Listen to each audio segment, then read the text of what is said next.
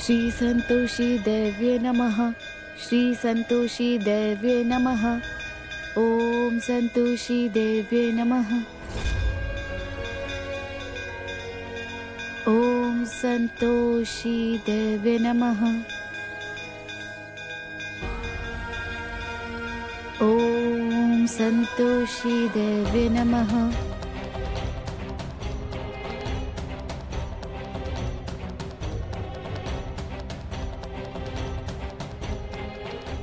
माते, का महादेव के एक घटना के आभास होखी? ए तो हमके भी ज्ञात नहीं थी गौ माता, किंतु हमार आवाहन दादाश्री तक अवश्य पहुँचल होखी।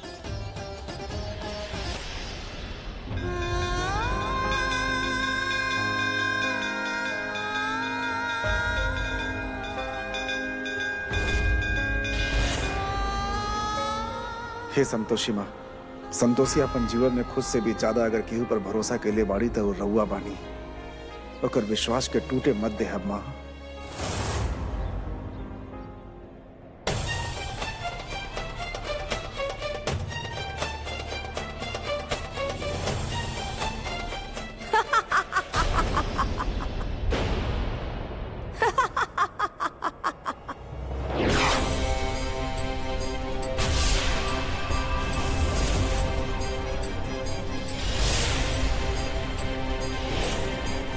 देवी पौलमी, भले ही रहुआ ईर्ष्या के देवी बानी, किंतु बानी तो एगो देवी ही। ईर्ष्या के अग्नि में रहुआ इतना दृष्टिहीन हो गई नी कि एगो बालिका के बारे में भी ना सोचनी। देवी संतोषी, हम रउआ भांति मूर्ख नहीं की। भाव में आके हम कोनो त्रुटि ना करी। अब जाई और बचाई ओ कन्या के। हम जानत बानी कि अब रउआ कुछ नहीं की कर सकत, काहे कि महादेव तप में लीन बाड़े। रउआ और राउर भक्त निर्बल बाड़े देवी संतोषी। ए बात के प्रमाण हमके मिल गइल बा। माते, रुद्राक्षी और संतोषी खातिर पहले ही व्याकुल बाड़ी। देवी पौलमी अपन कठोर शब्द से उनके और क्रोध दिला रहल बाड़ी। ना तो राउर भक्त के प्रार्थना में शक्ति बा और ना रउआ में। तब्बे तो दोनों असहाय बनी। देवी पौलमी,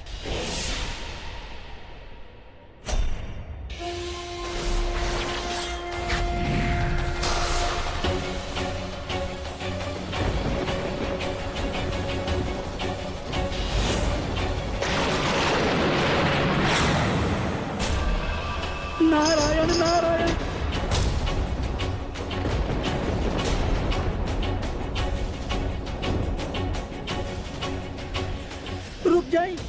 रुक जाई रहुआ लोग, ये का कर रहल बानी रहुआ? कृपा करके अपन क्रोध के शांत कर दे। कृपा करके शांत हो जाई माते, शांत हो जाई।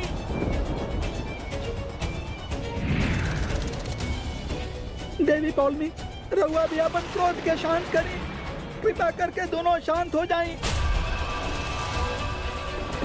क्षमा चाहत बानी माते, किंतु माते ये अनुचित बा। देवी पौलमी इस समय शक्तिहीन बाड़ी। यदि रहुआ उनका पर प्रहार करब तो रहुआ में और इनका में का अंतर रह जाई। उचित यह हो कि माते कि रहुआ शीघ्र अतिशीघ्र देवन के देव महादेव तक अपन संदेश पहुंचाई। उहे इस समस्या के समाधान निकली है माते। माते, देवर्षि सत्य कर रहल बाड़े। ए समय रउआ रुद्राक्षी और संतोषी के बारे में विचार करे के होखी। उनके राउर सहायता की आवश्यकता बा।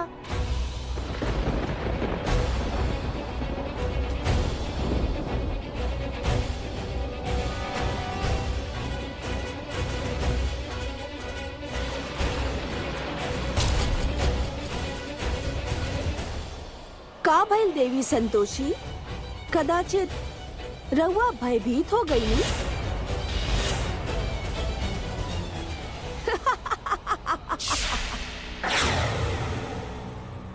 उचित समय पर आवे खातिर राउर धन्यवाद देवर्षि। हमरा खातिर हमार भक्त से महत्वपूर्ण और कुछ नहीं है। नारायण नारायण।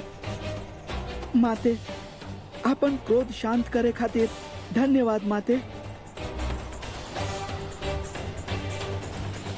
देवी पौलमी, हमार रउआ से भी विनम्र विनती बा कि रउआ शीघ्र अति शीघ्र अपन स्थान पर लौट जाई। यही में हमनी सबके हित बा। पहले ही से रउआ दंड भोग रहल बानी। कृपा करके और कष्ट के आमंत्रित मत करी देवी पौलमी, अपना स्थान पर लौट जाई।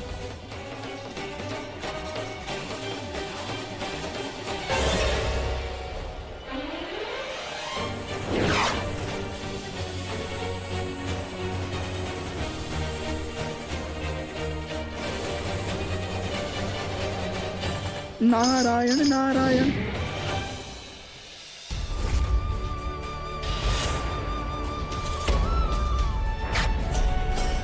संतोषी, हमनी के रुद्राक्षी के अंतिम संस्कार करे के पड़ी। ज्यादा देर तक ओकर शरीर कैसे ना रख सके। बेटी, हम तो हर दुख समझ सकत बानी, बाकी संतोषी के विश्वास के हम एह तरह नकार भी नहीं की सकत। थोड़ा देर और इंतजार कर ला बेटा।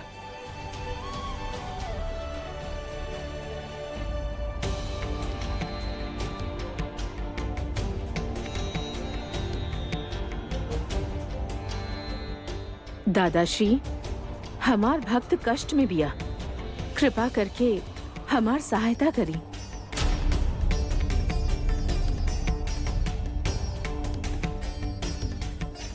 माते, यहाँ तक केहू भी नहीं खे। दादाश्री के हमार आवाहन सुनही के होखी।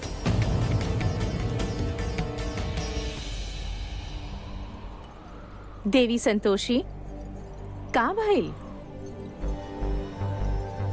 हम महादेव से मिले आइल बानी। महादेव कदाचित तप के कारण अदृश्य हो गई बाड़े। दादाश्री के हमार आवाहन सुनही के होखी।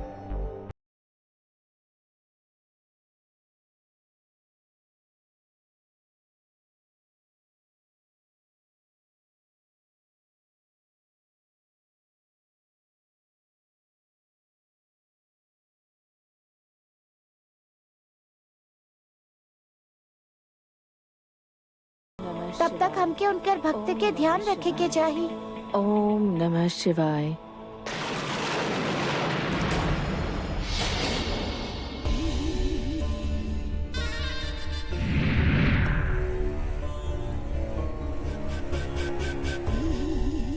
हमार महल में राउर स्वागत बा देवेश। रउआ यहाँ हमार स्वागत कर रहल बानी और देव सभा में रउआ हमके अपन षड्यंत्र के भागीदार बना लेनी।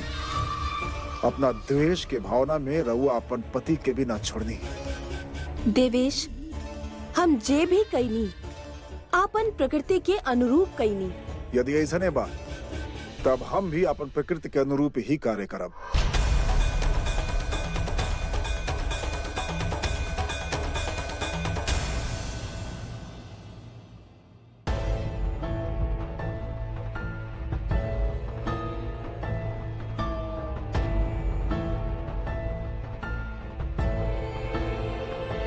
पता ना हमार शक्ति की का हो गई मोम। जब हमरा पास शक्ति रहल तब सब कुछ कितना इजी रहल।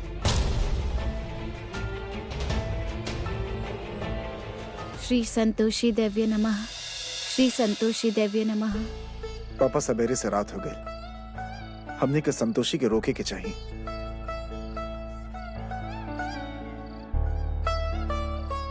श्री संतोषी देव्य नमः। श्री संतोषी देव्य नमः। संतोषी, बहुत रात हो गई। श्री हमने के संतोषी देव्य नमः। रुद्राक्षी के अंतिम संस्कार श्री करे के पड़ी। संतोषी। ओकर तैयारी करे के पड़ी। ओकर आत्मा के शांति कैसन बात खातिर। करत बानी?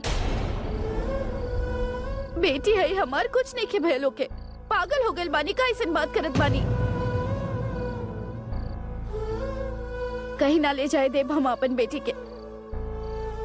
आज या तो माँ के भक्ति जीती, ना तो हम माँ के भक्ति कैल छोड़ देव।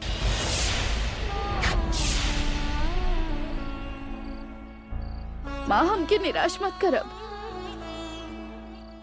ना तो हम खुद से हार जाए।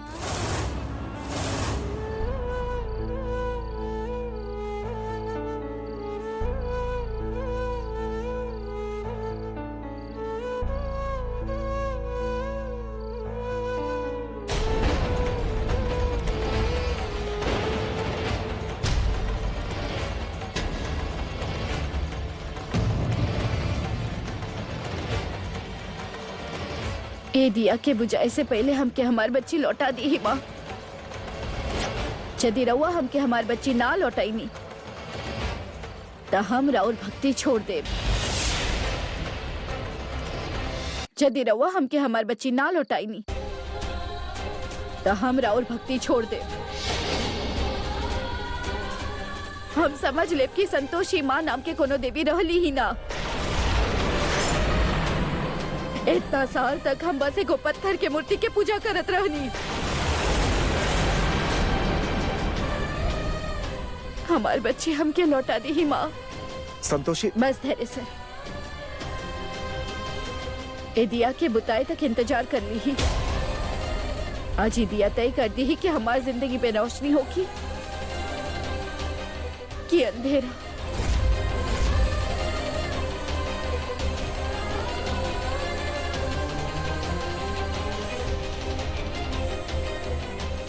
श्री संतोषी देव्य नमः। श्री संतोषी देव्य नमः। श्री संतोषी देव्य नमः। श्री संतोषी देव्य नमः। ओम नमः शिवाय। ओम नमः शिवाय। ओम नमः शिवाय। जब तक महादेव तक देवी संतोषी के आवाहन पहुंची, तब तक देवी संतोषी के भक्त माटी बन चुकल होगी।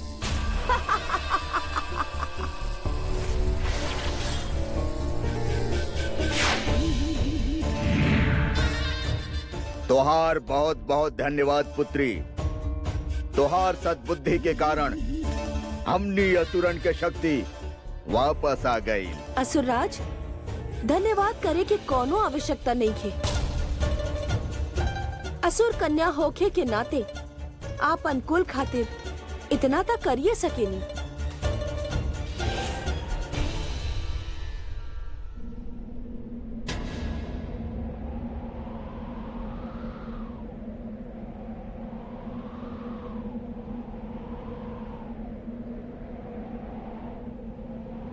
जौन तरह से तेजी से हवा चल रहल बा, काश वही तरह तेजी से हमार शक्ति वापस आ जाए और ये ताला टूट जाए।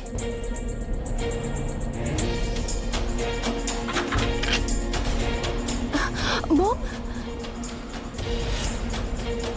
देखी, लागत बा देवी पौलमी हमार शक्ति के वापस कर देली। हाँ तृष्णा, हमके भी ऐसा नहीं लग रहा बा। एक बार चेक करके तो देखा, ताकि हमने के पूरा भरोसा हो जाए कि तोहार शक्ति वापस आ गई बा। ठीक बा मॉम।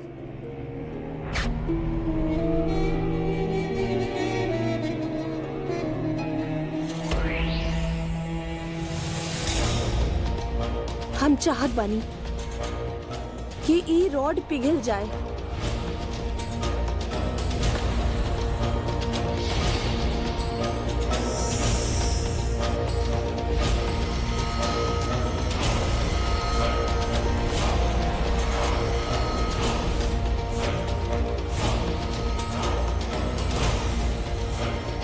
मॉम, इतना चमत्कारे हो गई।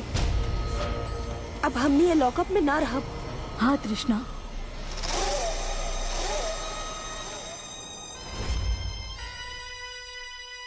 श्री संतोषी देव्य नमः। श्री संतोषी देव्य नमः। श्री संतोषी देव्य नमः। श्री संतोषी देव्य नमः।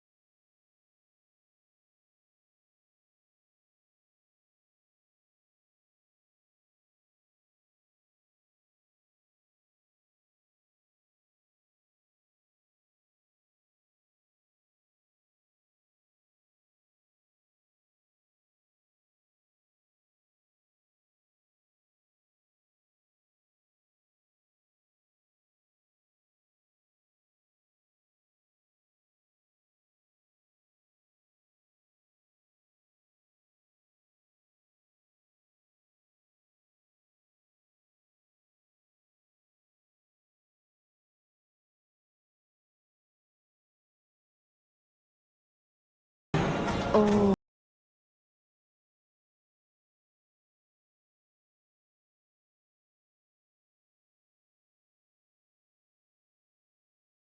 श्री संतोषी देवी नमः। श्री संतोषी देवी नमः।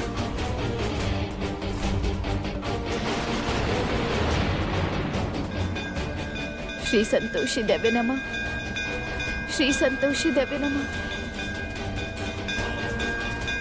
श्री संतोषी देवी नमः। ओम नमः शिवाय। ओम नमः शिवाय। श्री संतोषी देवी नमः। श्री संतोषी देवी नमः। श्री संतोषी देवी नमः। श्री संतोषी देवी नमः। श्री संतोषी देवी नमः। श्री संतोषी देवी नमः। ओम नमः शिवाय। श्री संतोषी देवी नमः। ओम नमः शिवाय। श्री संतोषी देवी नमः। श्री संतोषी देवी नमः। श्री संतोषी देवी नमः। श्री संतोषी देवी नमः।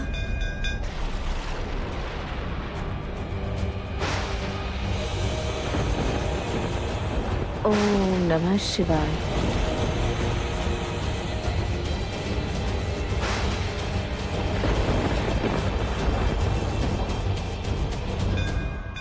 श्री संतोषी देवी नमः।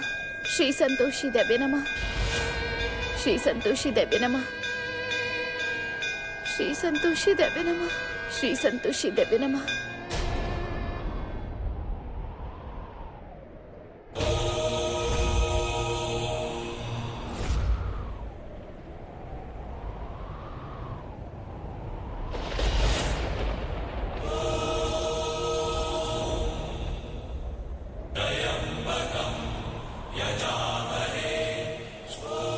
प्रणाम दादाश्री।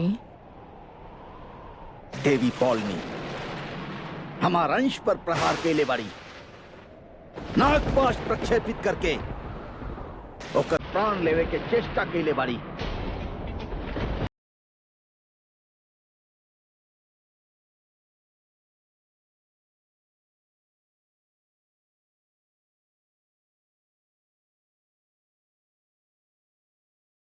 पौलमी की ई दुष्टता क्यों महादेव के अंश पर प्रहार कैली?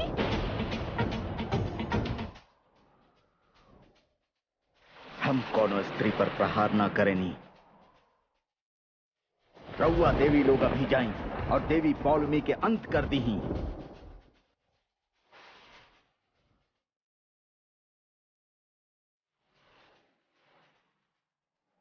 दादाश्री, राउर आदेशानुसार हम देवी पौलमी के दंड अवश्य देव, किंतु ए समय रउआ रुद्राक्षी के जीवन की रक्षा करी। ओकर प्राण संकट में बा। प्रभृत्य शेषलेख शेखर प्रसून धूलि धोरणी विधूसरांग्रि पीठभूभुजंग राजमालया निबद्ध जाट जूटक श्रियै चिराय जायतां चकोर बंधु शेखरः ललाट चत्वरज्वल धनञ्जय स्फुलिंग भानि पीत पंचसायकं नमन्निलिम्पनायकं सुधामयूखलेखया विराजमान शेखरं महाकपालि संपदे शिरोजटालमस्तु नः।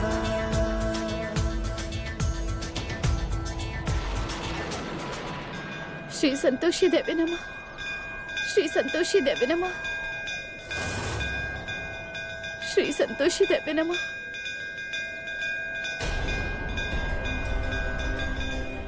रुद्राक्षी, रुद्राक्षी, माँ हमार सुन लेली। संतोषी का कहा ताड़ू? हमार बच्ची जिंदा भी है। कुछ नहीं के भइल हमार बच्ची के। संतोषी संभाला अपना आपके। संतोषी प्लीज संभाला अपना आपके। तू जन कह रहल बाड़ू ना हो सकेला संतोषी। रुद्राक्षी हमनी के छोड़ के जा चुकल बाड़ी। मम्मी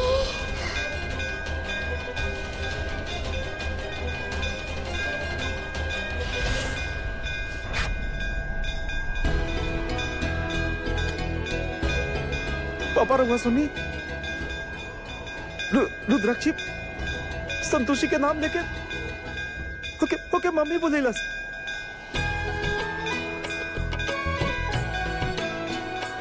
हम कहले रहनी ना हमार बच्ची की कुछ ना होगी। कुछ ना होगी। सांस भी चल रहा बा और नस भी चल रहा बा।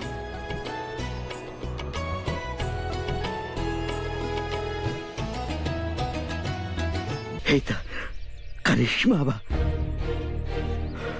बाकी बेटा हम सुन ले बानी कि सांप के काटे से इंसान के बदन सुन्न हो जाला। बाकी शायद हमनी के रुद्राक्षी के साथे भी ऐसा नहीं भाई।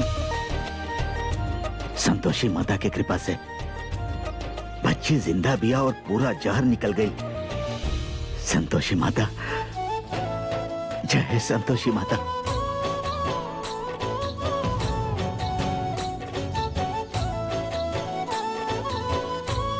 हाँ पापा, हमने के बच्चे जिंदा दिया। राहुल लाख लाख शुक्र बा संतोषी माता, लाख लाख शुक्र बा। धन्यवाद दादाश्री। हमार भक्त के रक्षा करे खातिर राउर कोटि कोटि धन्यवाद दादाश्री। चमत्कार तरौवा कहनी देवी संतोषी, राउर तब ही हमके उजागर कैलस। माँ, रउआ हमार ममता के लाज रख लेनी। राहुल बहुत बहुत धन्यवाद।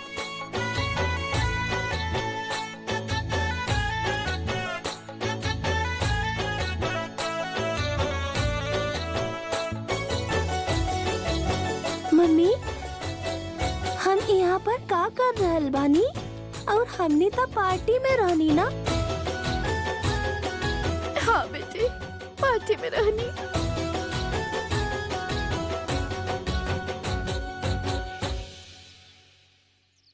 माते, महादेव रहुआ माध्यम से राहुल भक्त के आवाहन सुनिए ले ले। देवी संतोषी सदैव अपन भक्त खातिर प्रेम के परिचय देवेली।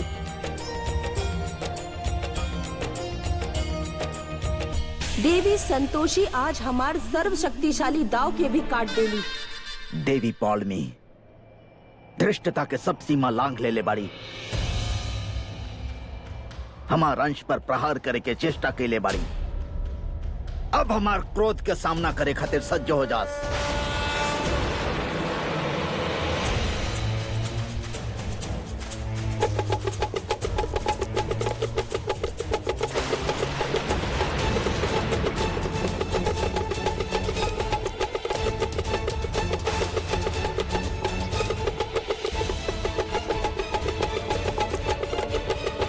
प्रतीत होत बा महादेव क्रोधित हो गई बाड़े। शेषनाथ, हमनी के रुद्राक्षी मौत के साथे लड़के आयल बिया, मौत के साथे। अरे वो सांप के जहर के वजह से ओकर शरीर सुन्न हो गई रहल, एक कोमा में चल गई रहल। अरे तू का समझला, ये भूत बिया? अरे ना भाई, हमनी के रुद्राक्षी बिया, रुद्राक्षी। अरे शेषनाथ नानू, हम ही बानी राउत रुद्राक्षी। वैसे रउआ भी लागत बा कि हम अपन हिम्मत से सांप के हरा देनी। हाँ, हमके तो बिल्कुल लागत बा। का है कि तू तो कुछो कर सकेलू। हाँ।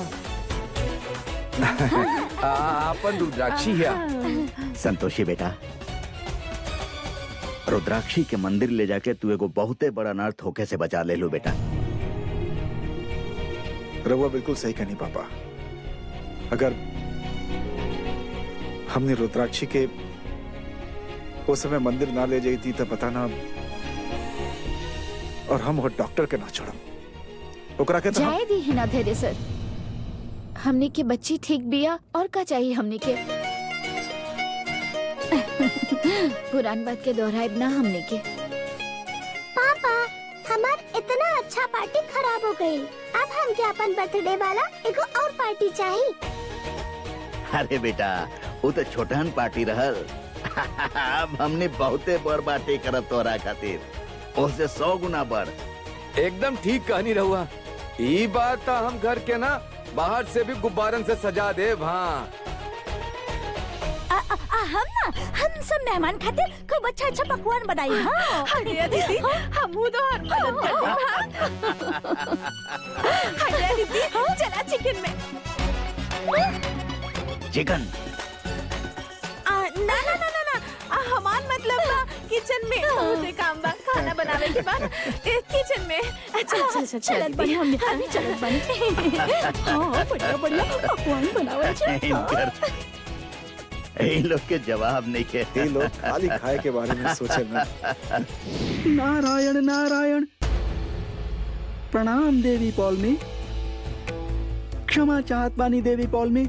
इस प्रकार देवलोक के नियम के उल्लंघन करके हमरा और महल में प्रवेश कैनी, किंतु का करी देवी, हम विवश रहनी। आज हम रउआ के अत्यंत महत्वपूर्ण और विशेष सूचना देवे आइल बानी देवी पौलमी। विशेष सूचना।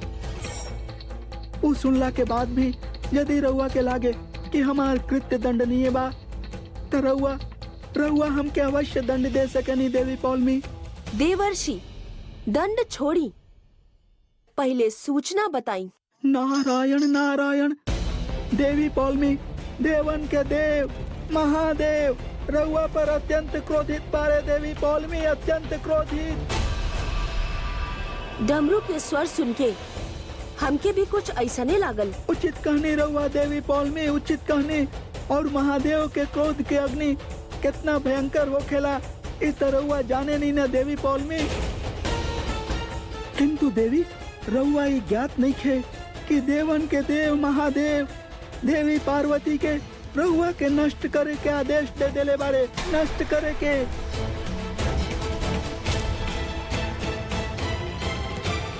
देवर्षि, कृपा करके हमार सहायता करी। महादेव के क्रोध से बचे के कोनो हल बताई।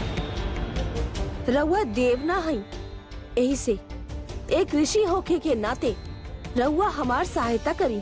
नारायण नारायण। सत्य कहनी रउआ देवी पौलमी। हम देव ना अपितु एगो ऋषि बानी, किंतु हमार धर्म एगो अपराधी के सहायता कईल ना हा। हम स्वयं चाहत बानी कि रउआ दंडित मत होकी, काहे कि यदि रउआ दंडित भइनी तो पुनः एक बार देवलोक और असुर लोक के मध्य युद्ध छिड़ सकेला। ऐसे हम रउआ के एगो सुझाव अवश्य देव। रउआ शीघ्र, अति शीघ्र ही देवन के देव महादेव के समक्ष जाके उनसे क्षमा याचना करी। उ त शिव शंभु बाड़े, भोलेनाथ बाड़े। हाँ, कठोर अवश्य बाड़े, किंतु उनकर हृदय पुष्प के भांति कोमल बा। उ रउआ के क्षमा अवश्य करिए। ऐसे देवी पौलमी समय नष्ट मत करी और शीघ्र अतिशीघ्र महादेव के समक्ष जाके उनसे क्षमा याचना करी। राउर सुझाव उचित बा, किंतु ब्रह्मदेव के श्राप के कारण हम हमार महल के बाहर नहीं खे जा सकते। कृपया करके कुछ और सुझाव दी। नारायण नारायण। देवी पौलमी, यदि ऐसन बात बा तो यह समस्या के केवल एक गो उपाय शेष रह गई बा। केवल एक गो उपाय। कौन उपाय देवर्षि? नारायण नारायण। माता संतोषी। हाँ देवी पौलमी, माता संतोषी। वो अत्यंत ही दयालु और कृपालु बाड़ी। उ रउआ के अभयदान अवश्य दिलवा सकेली। यदि राउर अनुमति होखे तो हम माता के समक्ष जाके उनका से रउआ खातिर आग्रह अवश्य कर सकत बानी देवी पौलमी, अवश्य। कदापि ना देवर्षि। रउआ यहाँ हमार सहायता करे खातिर आइल बानी कि हमके अपमानित करे खातिर? देवी संतोषी से सहायता मांगल असंभव बा, असंभव। धन्यवाद देवर्षि। केहू के व्याकुल होखे के कोनो आवश्यकता नहीं खे। हम स्वयं ही महादेव से अभयदान प्राप्त कर ले।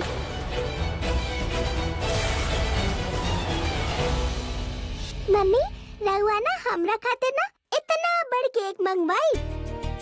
तू कहा तो पूरा के पूरा दुकान मंगवा दी ही तोरा खातिर। सही रही ना? धैर्य बाबू, हम तो इंस्पेक्टर साहब के बाहर रोकत रहनी, लेकिन ई बाड़े की दंदनात आ गए यहाँ। मिस्टर धैर्य, एक्चुअली हमके रहुआ के एगो इम्पोर्टेंट इन्फॉर्मेशन देवे के रहल, ऐसे हम बिना बतैले आ गई नहीं। तृष्णा और ओकर माँ काल रात जेल से गायब हो गई और अभी तक उनका पता नहीं के चलल। ऐसे रहुआ तनी सावधान रहब।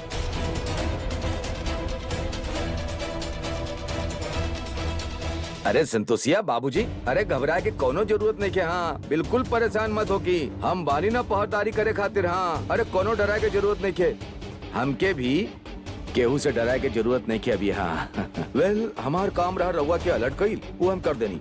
अब हम चलत बानी। जी शुक्रिया।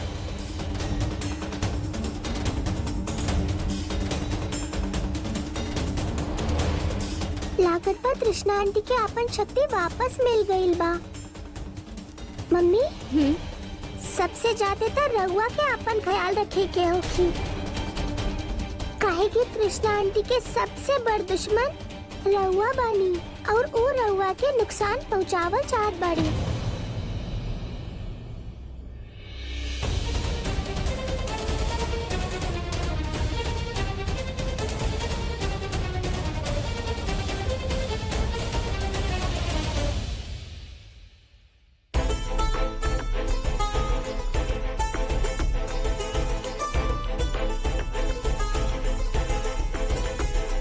देखा तृष्णा की यहाँ हमने खातिर बहुत डेंजरस बा, बहुत खतरनाक बिया वो औरत। समझ में नहीं के आ रहल बा का करी हम।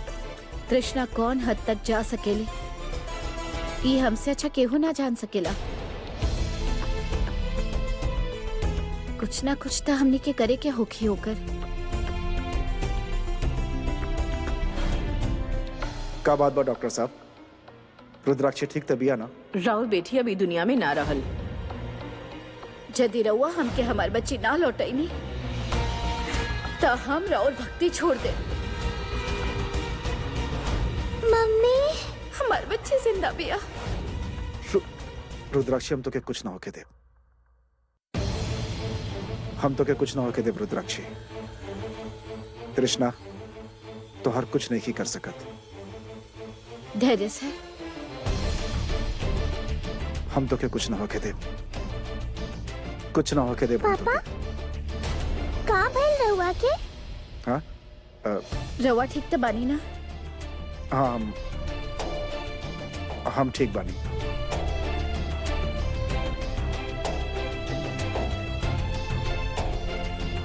हम कुछ ना होके दे तू दोनों के, हम तू दोनों के खो नहीं खी सकत। बाकी समझ में नहीं के आ रहा कि हम का करें। एगो काम करता नहीं, हम आज पूरा घर के सिक्योरिटी बढ़ा देता नहीं और हम घर के पास सीसीटीवी लगा देता नहीं, ताकि जे भी आई जाए ऊपर हमने नजर रख सकब। और हाँ, हम ना कमिश्नर साहब से बात कर लेते। एक मिनट, सांस तो ले ली, सब हो जाए। अरे कैसे सांस लेनी हम? तो क्या पता बात तृष्णा कितना खतरनाक भी है, कुछ समझ में नहीं के आ रहा हमरा, कैसे सांस ली हम? पापा, राउर बात सही बा, बाकी परेशान होके कोनो रास्ता ना मिली। रउआ जानत बानी ना तृष्णा आंटी कितना पावरफुल बाड़ी, जे जेल से बाहर निकल सकेली, वो कुछो कर सकेली। तो हम का करी बतावा, जब दिमाग नहीं काम कर रहा तो हम का करी? पापा, रउआ टेंशन मत लीही, संतोषी माँ हमनी के कोनो न कोनो रास्ता जरूर दिखाई है। सही तो कहत बिया रुद्राक्षी। इन्हें सुनी, रउआ बस माँ पर भरोसा रखिए और चिंता कैल छोड़ दी, सब ठीक हो जाए।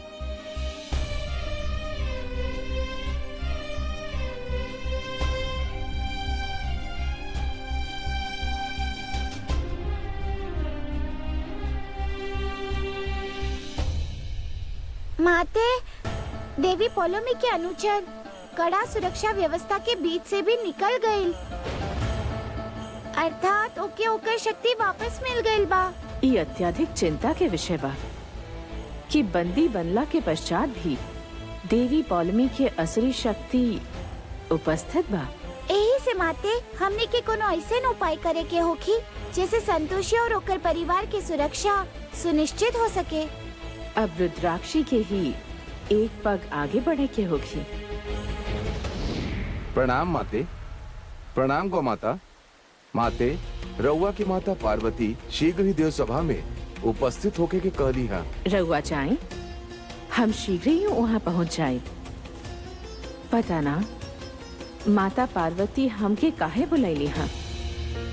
सर्वप्रथम हम देव सभा खातिर प्रस्थान करत बानी। वहाँ से आवे के पश्चात एकर उपाय सोचब।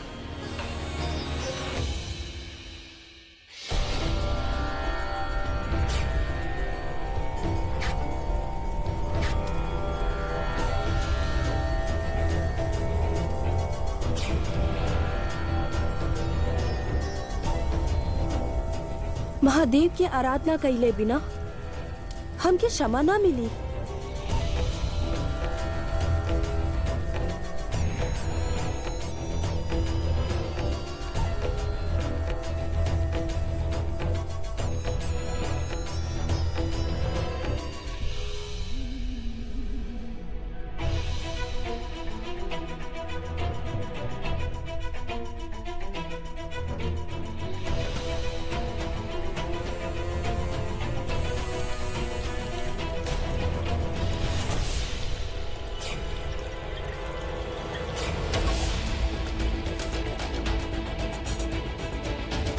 ये अवश्य ही महादेव के क्रोध बा। हमके और तन्मयता से पूजा करे के होगी। ओम नमः शिवाय, ओम नमः शिवाय।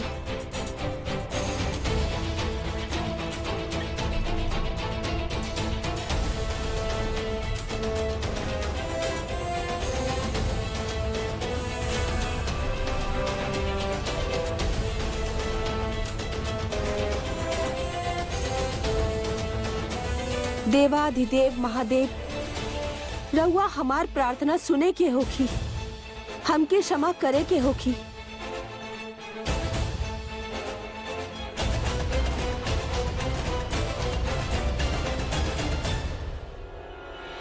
हे देवाधिदेव महादेव, हमार प्रार्थना सुनी, हमके क्षमा करी।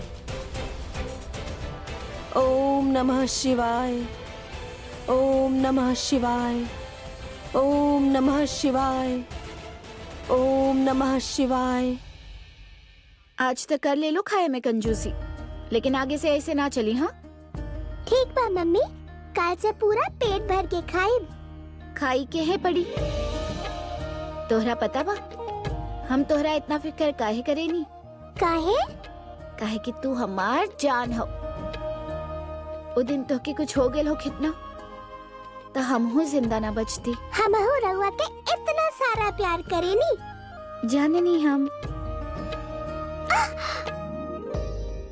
सॉरी बेटा, गलती से तो हर घाव पर ही प्यार कर देनी। बहुते गहरा चोट बा, पता ना निशान कैसे जाई। अरे जाए दी ही ना मम्मी, चल जाई। ऐसे कैसे जाए दी? कुछ तो करे के पड़ी। असंतोषिया, हाँ ताई जी। सच बताएं, हमरा पास ना एक घाव के भरे के एगो बहुत ही बढ़िया नुस्खा बा। अब देखिए, आज तो हम इन निशान के गायब करके ही दम ले। अब का बात आई जी उपाय? अरे तू यहाँ बैठा बिटिया के साथे, हम लेके आवत बनी है। ये तो बड़ा अच्छा हो जाए।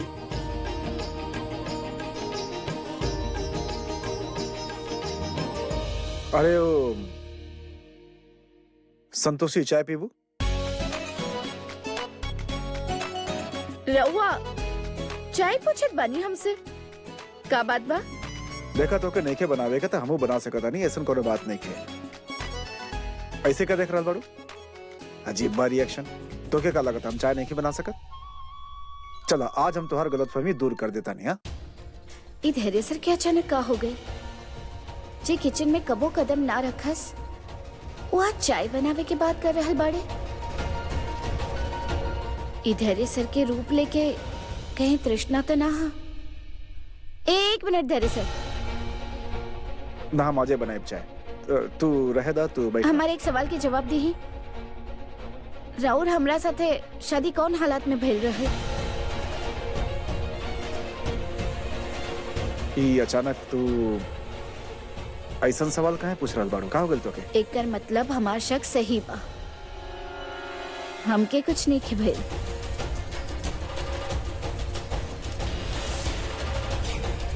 जौन सवाल कहनी बानी ओकर सीधा सीधा जवाब दी। ई का हो गइल अचानक तोके? व्हाट इज रॉन्ग विद यू संतोषी? प्लीज साबित करी कि रउआ हमार पति है। अगर जवाब ना देने ना तो ई चाकू हमरा और आर पार कर दे।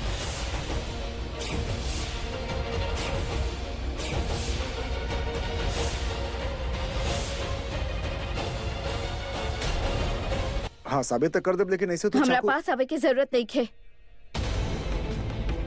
पहले जवाब दी ही। अच्छा ठीक बात। तो के जाने के बाना था हम बतावता नहीं तो कि एक मिनट तोहार शादी होकत रहे संकेत से।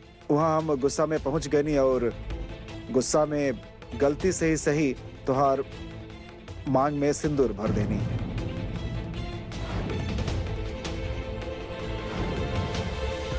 ओकरा बाद तोहार हमारा शादी हो गई, लेकिन हम एक्सेप्ट ना के लिए, हम मन्नी ना।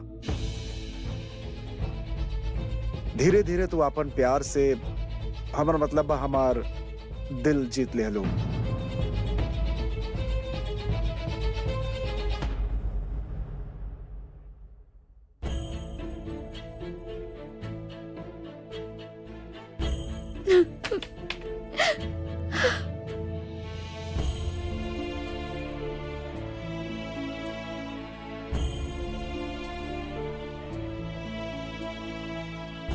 हम जाना तानी बहुत टेंशन में बाड़ू तू। बाकी तू यह कहले रहलू ना कि संतोषी माँ हमने के मदद करिहन, कोनो न कोनो रास्ता जरूर दिखाईहन। तो ओकरा खातिर अपन दिमाग के शांत रखा, ठीक बा? और हाँ, तू और रुद्राक्षी यहाँ पर आराम करा, हम जाके चाय बना के लावतानी। जौन हमार नींद उड़ा रख ले बिया। जब तक वो पकड़ा नहीं खे जाता हमार पलक ना झपकी।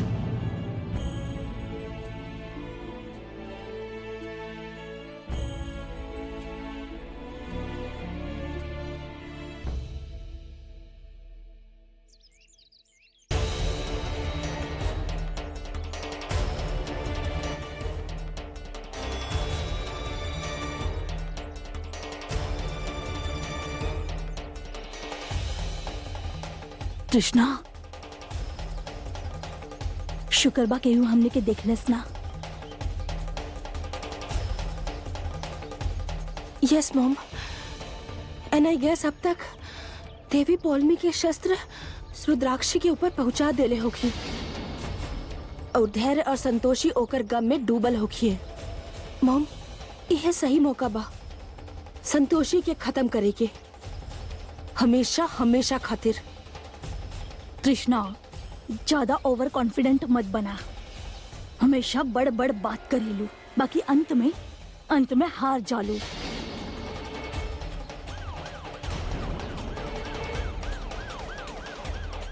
पुलिस की गाड़ी, चलो यहाँ से, चलो।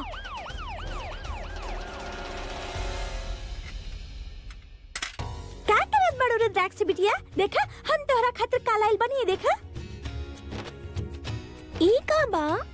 यह पियर सरसों। एकर पानी बना के घर में छीटे से घर के लोग बुरा शक्ति से बाँचल रहेले। और एकर लेप लगा के गहिर से गहिर चोट में लगावे से ना ओकर निशान गायब हो जाला। तका ई निशान गायब हो जाई? हाँ, ये निशान एकदम ही गायब हो जाई। बढ़िया याद दिलैनी है नुस्खा के। हमके याद बा जब हमके बचपन में चोट लागला के बाद निशान रह जात रहल तो दादी यह लेप लगावत रहली। अरे बिटिया, अम्मा ही तो बतैली है। बाकी अभी अम्मा तो यहाँ नहीं थी ना, तो हम रुद्राक्षी के नानी एक खातिर ही लेप बनाएब और एक चोट पर ही लेप लगा के निशान गायब कर देब। ठीक बा, हम आवत बानी बिटिया। ताई जी, हमू चलत बानी साथ में, लेप बनावे सीख लेब। चलो बिटिया, चलो।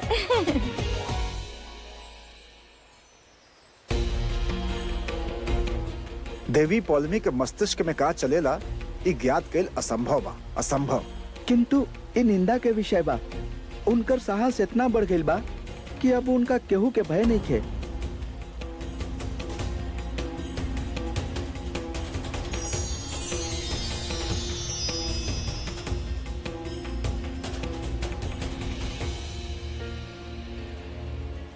देवी पौलमी हमरा समक्ष प्रकट होखी। रउआ हमार अंश के साथे अनाचार कैले बानी। एही से महादेव के आदेश बा कि रउआ के तत्काल भस्म कर देल जाए।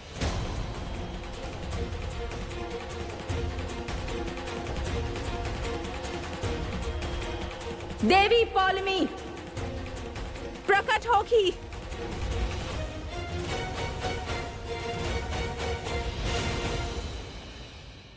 प्रतीत होखत बा महादेव हमार प्रार्थना नईखन स्वीकार करत। यदि हमके क्षमा ना मिलल तो हमार सर्वनाश निश्चित बा। अब हमरा पास खाली एक के उपाय बा।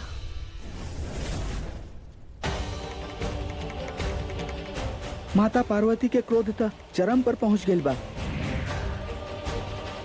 माते, देवी पौलमी ब्रह्मदेव के श्राप से बाधित बाड़ी। वो अपन प्रसाद कक्ष से बाहर नहीं आ सकत। कृपा करके रहुआ शांत हो जाए, उनके क्षमा कर दी। क्षमा त्रुटि खातिर देल जाला देवराज इंद्र। अनैतिकता खातिर दंड भोगे पड़ेला।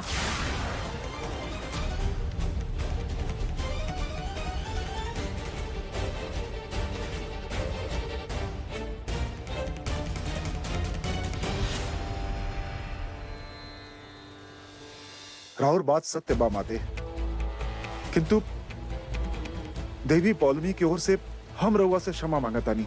ब्रह्मदेव कृपा करके देवी पौलमी के देव सभा में आवे के आदेश दी। देव सैनिक शीघ्र जाके देवी पौलमी के देवलोक के नियम के अनुसार हमरा समक्ष उपस्थित कैल जाए। जवन आज्ञा ब्रह्मदेव।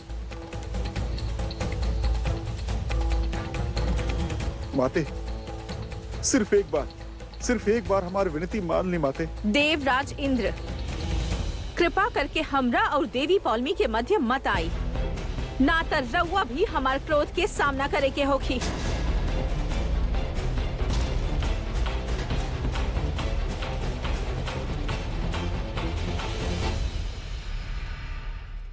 ओम नमः शिवाय, ओम नमः शिवाय, ओम नमः शिवाय।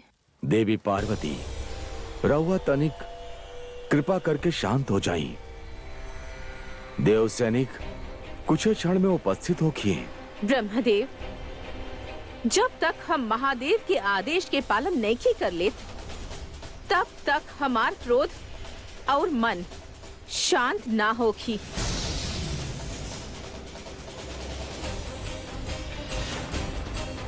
देवी पौलमी के भस्म कैला के उपरांत ही हम स्थिर हो पाए।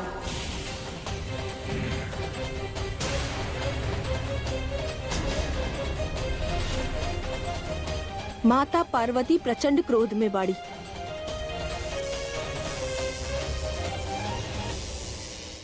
ना, हमार अंत नहीं खे हो सकत। महादेव के अंश पर प्रहार करके देवी पौलमी आपन सब सीमा लांघ देले बाड़ी। अब उनकर अंत निश्चित बा। देवी पौलमी सदैव ही नियम के अवहेलना कैले बाड़ी। अब यदि उनके दंड ना देहल गईल तो उनकर हठी स्वभाव देवलोक के विनाश के ओर ले जाई। माते, केवल एक बार देवी पौलमी के अवसर दे दी। देवेश, अब रउए हमार रक्षा कर सकत बानी। माते, बस एक अवसर दे दी। हम स्वयं देवी पौलमी के समझाई। माते, उनका ओर से हम क्षमा मांगता नहीं। देवराज सर्वशक्तिमान महादेव के अंश के क्षति पहुंचैले बाड़ी देवी पौलमी। उनका क्षमा कदापि ना मिली।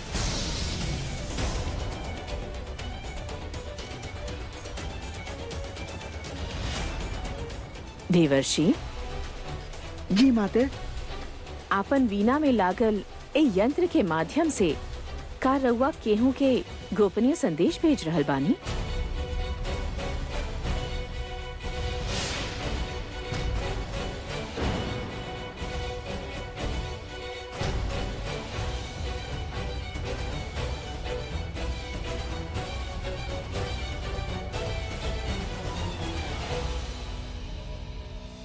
माते, गोपनीय सूचना और वो हम के तो ज्ञात भी नहीं थे कि यंत्र हमार वीणा में कहाँ से आई। देव ऋषि नारद रउआ केकर गुप्तचर बानी, रउआ उत्तर दी। पितामह, हम केहू के गुप्तचर ना है, हम सत्य कह रहल बानी पितामह। हम के तो ज्ञात भी नहीं थे कि यंत्र हमार वीणा में कब, कहाँ और कैसे आई। पहले ही कम बाधा रहल कि एगो और बाधा उत्पन्न हो गई। अब अवश्य ही देवी संतोषी हमार यंत्र के नष्ट कर दी है। का पता देवर्षि केकर गुप्तचर बनल बड़े।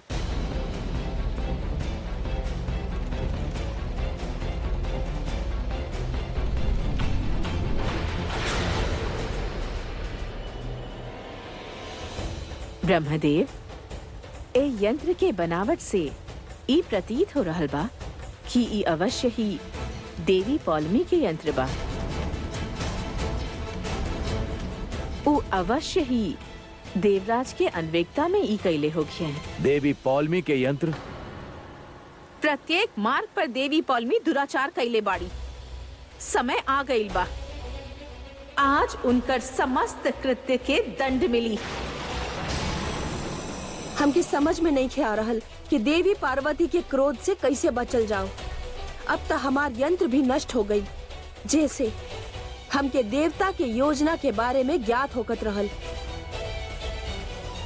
प्रणाम देवी। देवी रउआ के देव सभा से बुलावा आइल बा।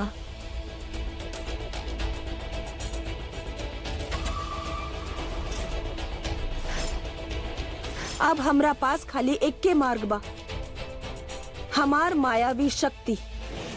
ओकर प्रयोग से हम अपने कक्ष में छुप जाइब, जहां से कोनो देवगण हमके ढूंढ न पाई है।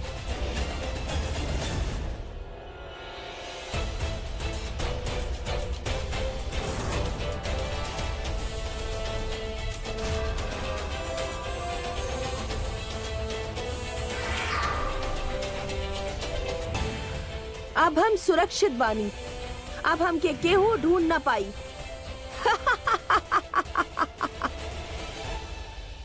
ई लेप न चमत्कारी है, चमत्कारी। एक बार तोहर शेषनाथ नानू के हाथ में बहुत गहिर चोट लागल रहल। हम इहे लेप उनका पूरा हाथ में अच्छा से चुपड़ देले रहनी। तो वो चपड़गंजू बन गई रहले। ना ना ना, फिर वो शक्तिमान बन गए रहले और उड़े लागल रहले। अब देखी है, ई लेप हम तोहके लगाइले बानी ना, तोहार ई निशान भी एकदम गायब हो जाई। सच बिटिया, बहुत जल्दी तू देखिए दौड़े भागे लगबू, खेले लगबू।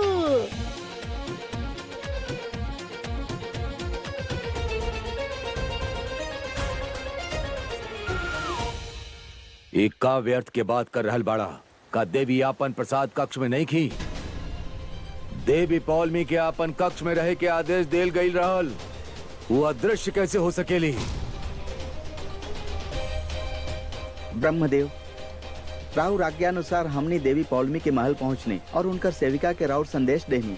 कुछ समय प्रतीक्षा कैला के पश्चात उनकर सेविका आके हमके ई कहलस कि देवी पौलमी कुछ क्षण पहले तक अपन प्रसाद कक्ष में रहली, किंतु अब नहीं थी।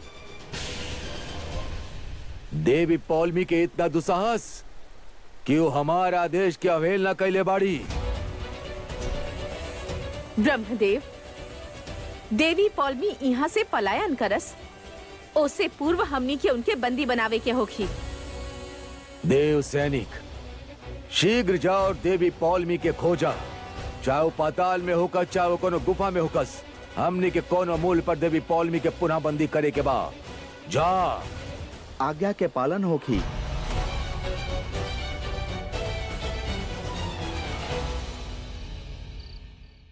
पहले से थोड़ा ठीक बा कि अभी हो दर्द हो रहल बा? राउर ताई जी के लेप काम कर रहल बा। बेटी, कैसन तबीयत बा हमार बिटिया के? पहले से ठीक बा काका। बैठी ना।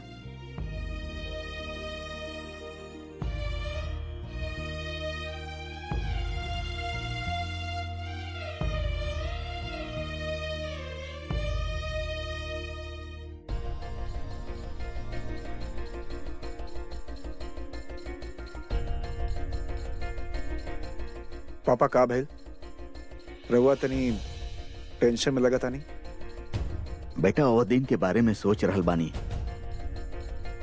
हमरा समझ में नहीं आ रहल कि घर में वो सांप कहाँ से आई। दादू, सांप आइल न रहल बल्कि ओके भेजल गइल रहल। हमके लागत बा कि ई तृष्णा आंटी और कामनी आंटी के ही कोनो प्लान रहल।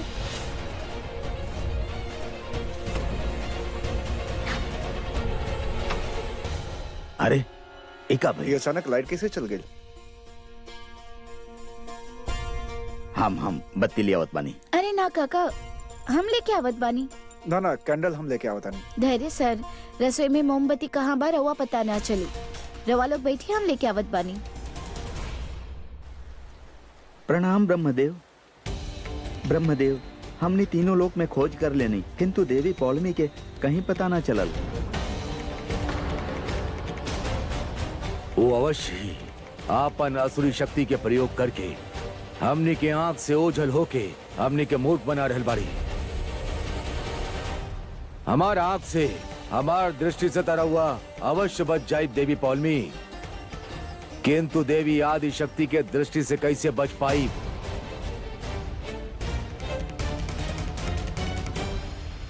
देवी सरस्वती, देवी लक्ष्मी, देवी पार्वती और देवी संतोषी,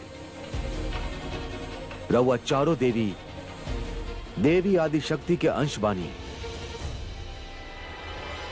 यदि रउआ चारों मिलके देवी आदि शक्ति के आवाहन करब त देवी आदि शक्ति प्रसन्न होके हमनी के इस सामर्थ्य दी हैं कि देवी पौलमी कहाँ छुपल बैठल बाड़ी, उनके हमनी खोज सकी। जैसन राव राक्या ब्रह्मदेव। राउर कल्याण होके देवी।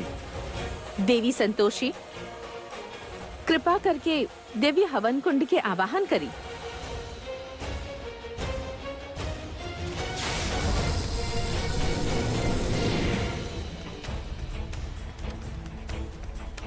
ओम सर्व मंगल मांगल्ये शिवे सर्वार्थ साधिके शरण्ये त्र्यंबके गौरी नारायणी नमोस्तुते।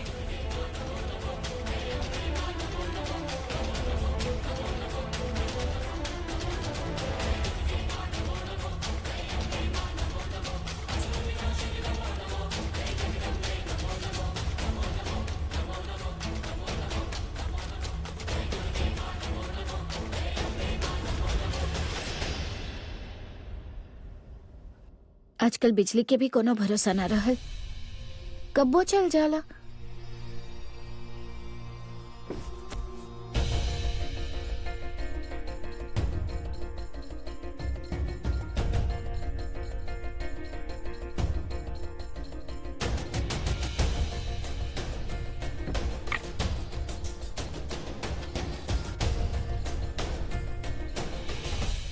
आजकल लाइट के भी कोनो ठिकाना ना रहे। ये तो रखेला कैंडल, पुष्पा जी भी ना कहीं हटा के रख देली शायद। यहाँ रखल बा, खत्म बा। कहाँ देखे हम?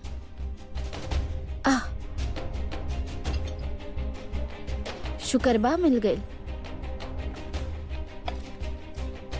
बाकी माचिस कहाँ रख देले बानी?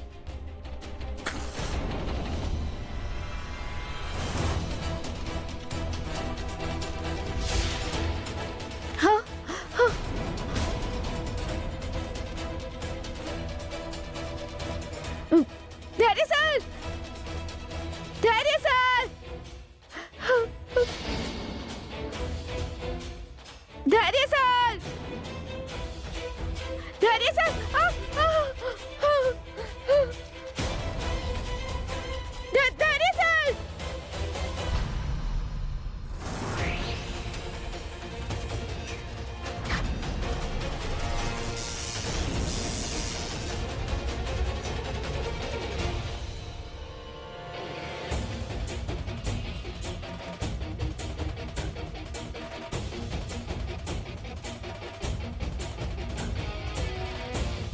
जितना चिल्लाए के बाद चिल्लाला, आज तोहार आवाज केहू न सुन पाई।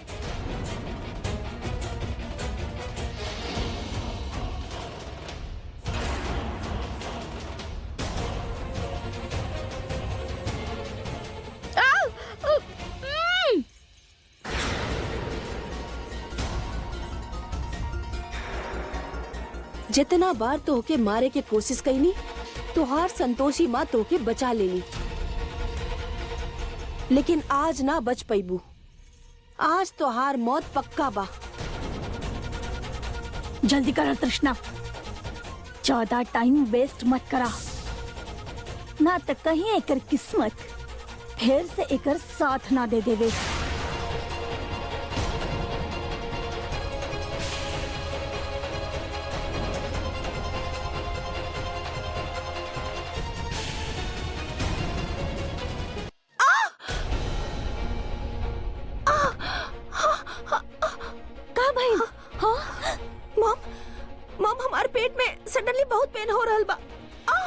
कृष्णा, लागत बा लेबर पेन शुरू हो गई बा।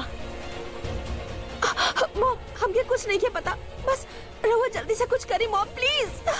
हाँ तृष्णा, कुछ करत बानी। डैडी सर, यदि धैर्य यहाँ आ गई ना तभी छोड़ी ना। चलो बेटा, उठे के कोशिश करा।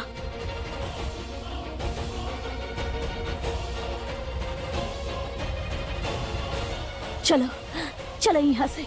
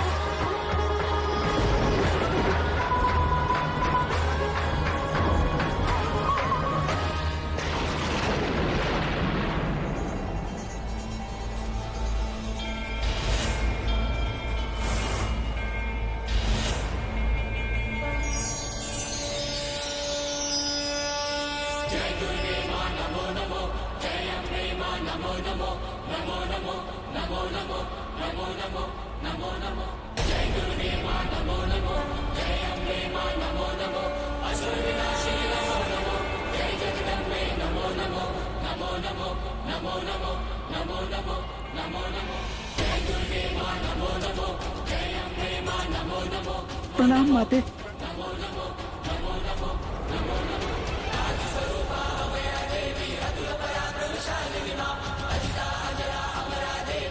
रउआ सब जे के दंडित कर चाहत बानी, ओ कमल के रूप धर के आपन ही महल में छुपल बाड़ी।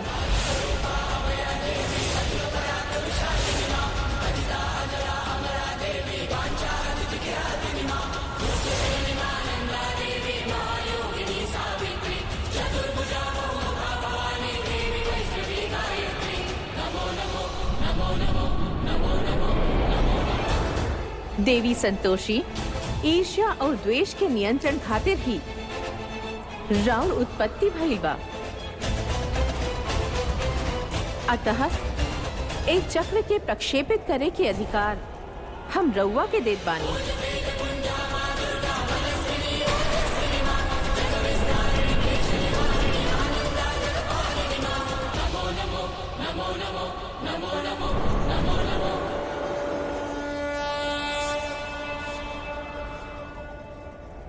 माते, हम ओकर वध कैसे कर सकेनी? देवी संतोषी, रउआ केहू के वध नहीं की कर रहल, अपितु एगो दुराचारी के ओकर कर्म के दंड दे रहल बानी। सत्य का रहल बाड़ी देवी पार्वती। वैसे भी देवी पौलोमी सब षड्यंत्र रउआ विरुद्ध ही रच ले रहली। हाँ देवी, अनेक बार उराउर भक्तन के कष्ट पहुँचौले बाड़ी। एही से ए शस्त्र के रउवे चलाई। देवी संतोषी, रउआ ई कार्य अवश्य करे के होखी। काहे कि देवी पौल में समस्त देवलोक के निर्बल समझ रखले बाड़ी। वो असुरी शक्ति में इतना लीन हो चुकल बाड़ी कि वो आपन विवेक, आपन देवत्व और आपन दायित्व सब कुछ खो देले बाड़ी। देवी संतोषी, रउआ संकोच मत करी, आगे बढ़ी। हाँ देवी, आगे बढ़ी। माँ आदिशक्ति, हम राउर आदेश के पालन करब।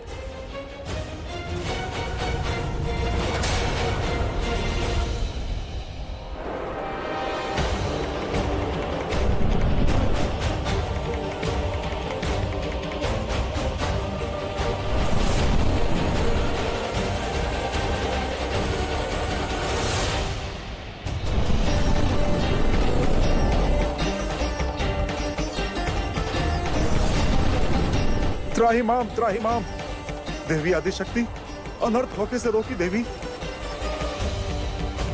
देवी पौल में हठी और अज्ञानी बाड़ी, उनके इतना भयंकर दंड मत दी देवी, क्षमा कर दी उनके। परंतु देवराजेंद्र, एगो देवी के हठ के भी एगो सीमा होके के चाहिए।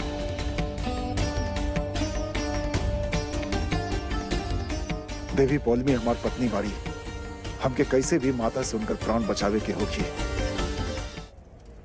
यदि देवी पौली में नष्ट हो गई तो हम हो स्वयं के प्राण त्याग दे।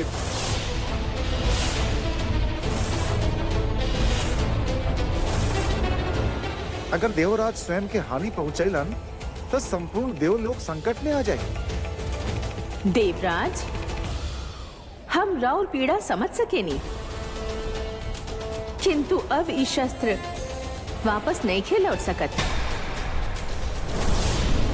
बाकी हम रउआ के वचन देत बानी कि देवी पौलमी जीवित रही हैं, किंतु खंड खंड में। और हाँ, अब उनका पास उनकर शक्ति भी ना होगी।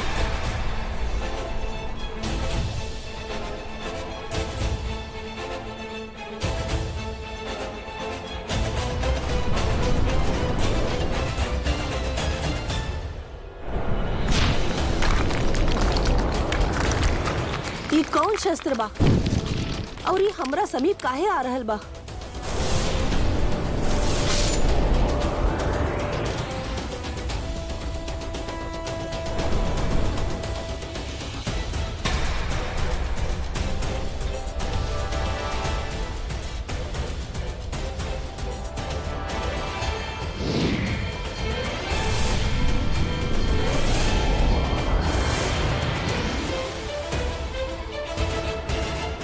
केहू हमार सहायता करी, केहू हमार सहायता करी, केहू हमार सहायता करी।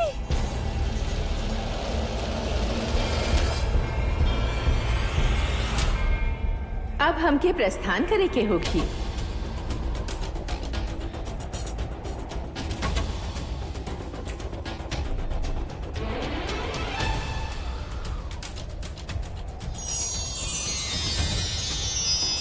माता शक्ति के जय, माता शक्ति के जय, माता शक्ति के जय।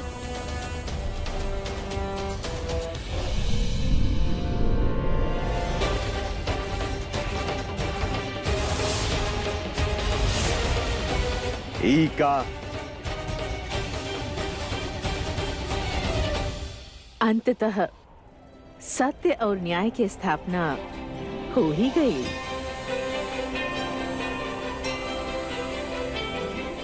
राउर कल्याण होखे देवी। ब्रह्मदेव, अब हमहू प्रस्थान करत बानी। कैलाश जाके हमके भी संपूर्ण व्याख्यान महादेव के बतावे के बाद।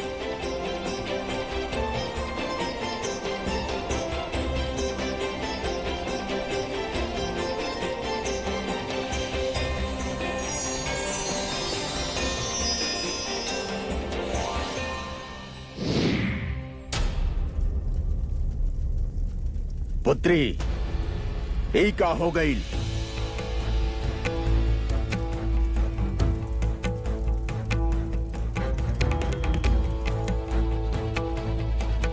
पुत्री तू व्याकुल मत होखा। हम तुहार अस्तित्व पुनः स्थापित करे खातिर कौनो न कौनो मार्ग अवश्य निकालब। केहू तबा जे हमरा बारे में विचार करेला।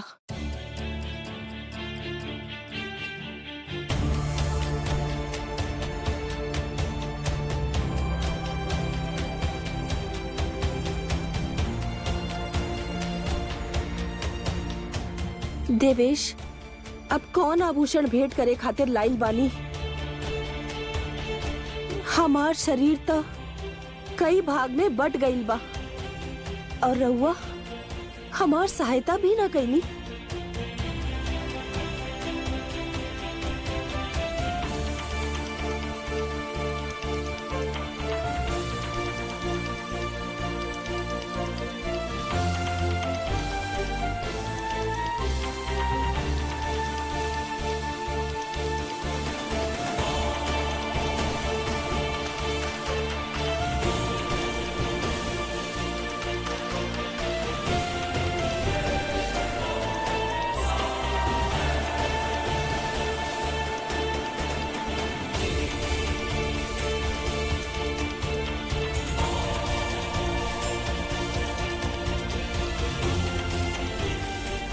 देवी ऐसा नहीं खे कि हम रउआ खातिर व्याकुल नहीं खी, किंतु ए स्थिति के निमंत्रण खाली रउए देले बानी। रउआ स्वयं रउआ जाना था ना कि राउर हठ करे के परिणाम बा। देवेश, परिणाम हमार स्वभाव के परिवर्तित नहीं खे कर सकत। हठ हमार प्रवृत्ति बा जेकर परिवर्तन की अपेक्षा रउआ ना करे के चाही। ई शाश्वत रही। तो देवी अब रउआ का कहल चाहता नहीं? देवेश, हमार खाली एक के लक्ष्य बा जेकरा कारण हमार ई अवस्था भइल बा, ओसे प्रतिशोध। देवी अब रउआ के समझाइल हमरा खातिर असंभव बा, किंतु जाए से पूर्व रउआ से एगो बात अवश्य कहल चाहता नहीं कि हम रउआ से अत्यधिक प्रेम करेनी और अंत समय तक राउर प्रतीक्षा करब।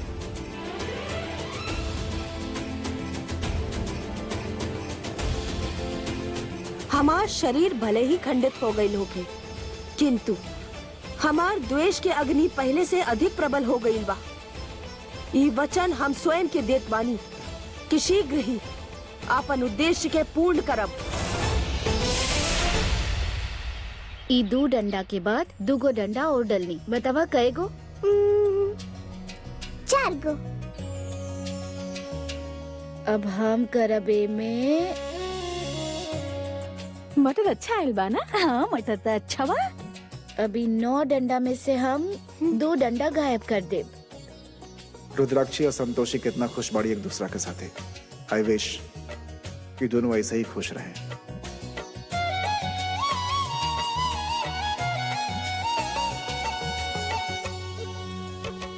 मम्मी, हाँ, अब मैथ्स बहुत हो गई। अब रहुआ हमके ई पोएम की मीनिंग बताई ना। देखावा अंग्रेजी में।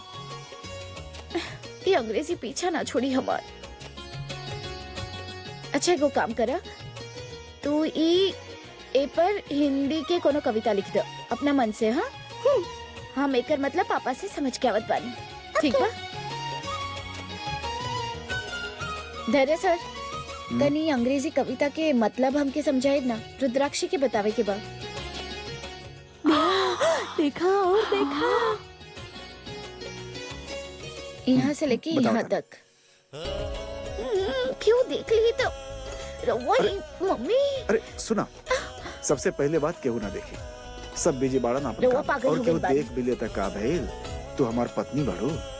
ही का कर रहल बानी? रउआ जवाब दे दी। छोड़ी। जवाब लेकिन ऐसे फ्री में ना मिले। मतलब ओकरा बदला में कुछ तो देवे के हाँ पड़ी। बोली का चाहिए, बाकी छोड़ी। चलो फटाफट एगो किस दे दो। अरे बहुते बदमाश हो गइल बानी रउआ। छोड़ी। क्यों देख बदमाशी ली वाला तो कौन बात बा? अपन देवी से किस मांगा था नहीं और केकरा से मांगा हम? वो अच्छा। आ जाए।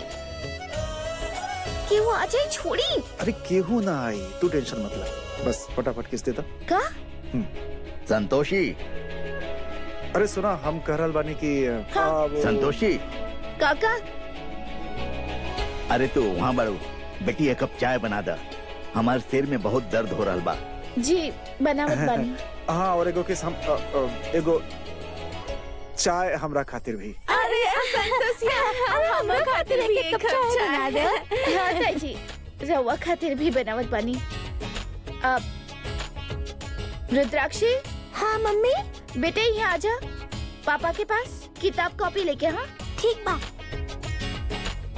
कविता के मतलब अब तो के पापा समझे हैं। आजा।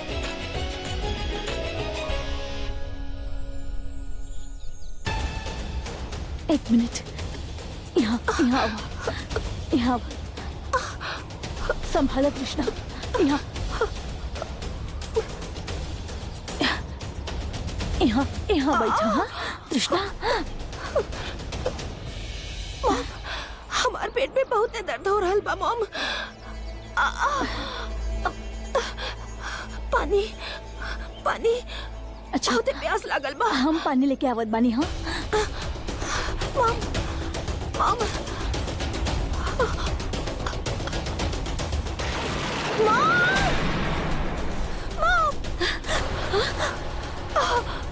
का भाई?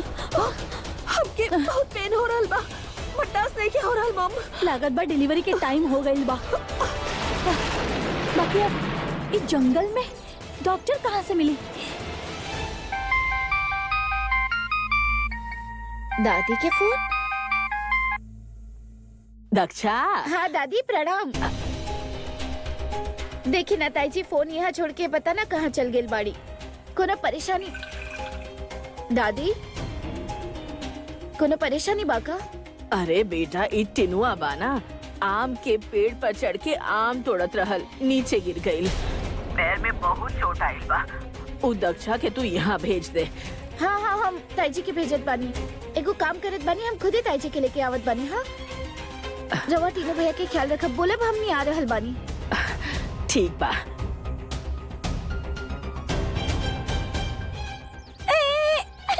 अरे शांत हो जा। बस बस अभी ठीक हो जाए। हाँ ताई जी, दादी के फोन आयल रहल। ओ बतावत रहली कि तीनों भैया पेड़ पर चढ़ल रहले, वहाँ से गिर गइल बाड़े, पैर में बहुत चोट लागल बा। का? पेड़ पर छोटे छोटे टिनुआ पेड़ से गिर गए। हाँ दीदी, ठीक हो जाए। ताई जी संभाली खुद के, कुछ ना होखे। काबिल संतोषी, ओ बाराबंकी से दादी के फोन आयल रहल। तीनों भैया पेड़ से गिर गए बाड़े, पैर में चोट आयल बा। तीनों भैया बहुत ही छोट बाड़े, माँ के बिना अकेले दादी से संभल नहीं खन रहल।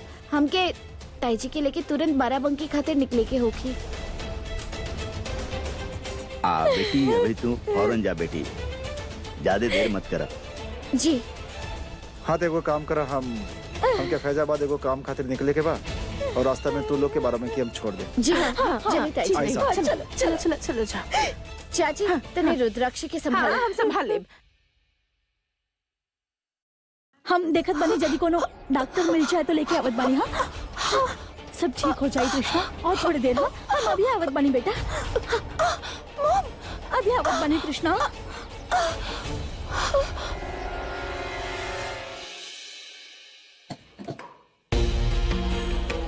प्रणाम असुरराज।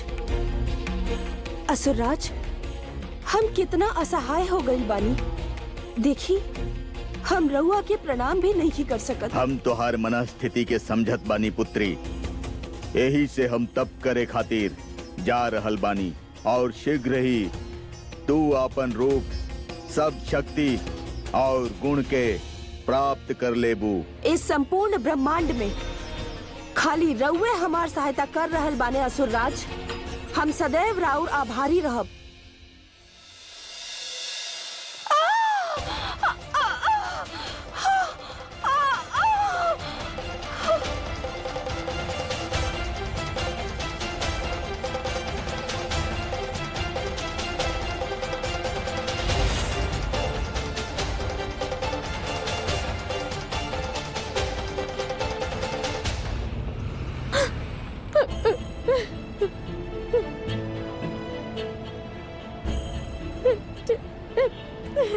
ताई जी संभालिए अपना, आपके कुछ ना होगी।